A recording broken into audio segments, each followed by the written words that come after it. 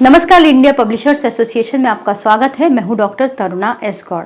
अक्सर जब पत्रकार फील्ड में जाते हैं, वो कुछ कवरेज करते हैं, तो किसी ना किसी के ऊपर वो आरोप भी लगते हैं, आक्षेप भी लगते हैं।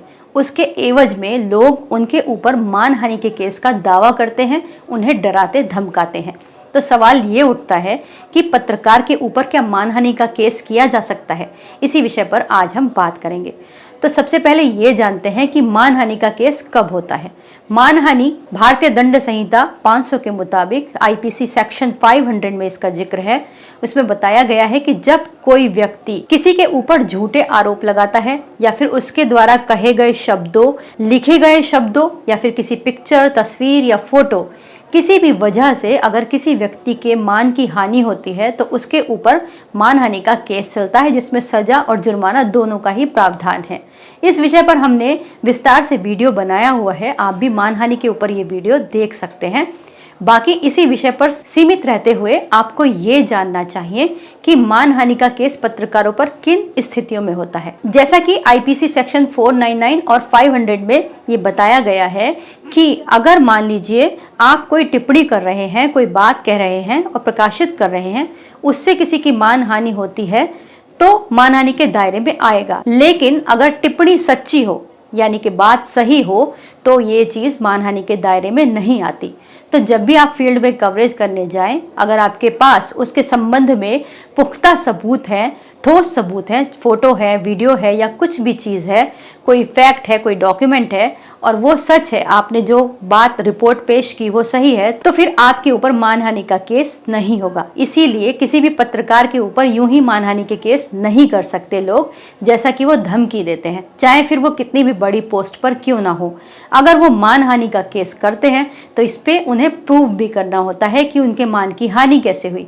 तो अगर रिपोर्टर के पास अपने पक्ष में तर्क होंगे, सबूत होंगे, तो मानहानि का केस यूं ही खारिज हो जाएगा।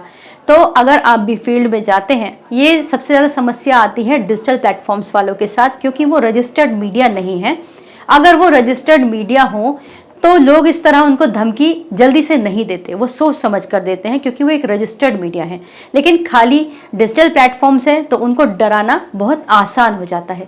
तो वो अक्सर उन्हें यही बात धमकाते हैं कि आप फर्जी माइक लेकर घूम रहे हो और हमारे खिलाफ कोई भी खबर की तो हम मानहानि का केस कर देंगे। और मानहानि में इतने बड़े बड़े रकम वो उनके ऊपर लादने की बात कहते हैं कि रिपोर्टर डर जाता है और उसको फिर खबर को या तो डाउन कर देता है या फिर उसे चलाता ही नहीं है। तो ऐसे में क्या खबर को दबा देना सही बात है? जबकि आज के समय हम देख रहे हैं कि जितने भी यूट्यूबर्स हैं जो बाकायदा एक डिजिटल प्लेटफॉर्म पर एक सही तरीके से पत्रकारिता करने का प्रयास कर रहे हैं, भले ही वो रजिस्टर्ड मीडिया नहीं है, तो क्या उनको इस तरह दबाया जाना चाहिए? ऐसा नहीं होना चाहिए। लेकिन इसमें कोई सॉल्यूशन भी नहीं है जब तक कि डिजिटल मीडिया के रजिस्ट्रेशन का कोई प्रोविजन नहीं आ जाता, कोई कानून नहीं आ जाता।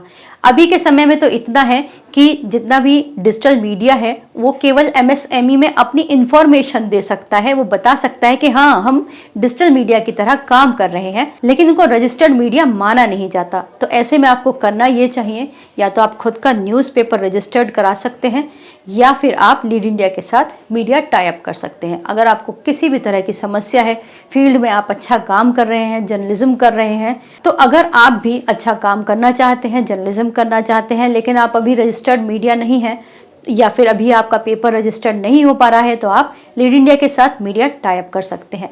उम्मीद करते हैं ये वीडियो आपके लिए अच्छा होगा, उपयोगी रहा होगा। अगर ये वीडियो आपको अच्छा लगा हो तो इसे लाइक कीजिए, शेयर कीजिए और सब्सक्राइब भी कीजिए। वीडियो देखने के लिए बहुत बहुत धन्यवाद।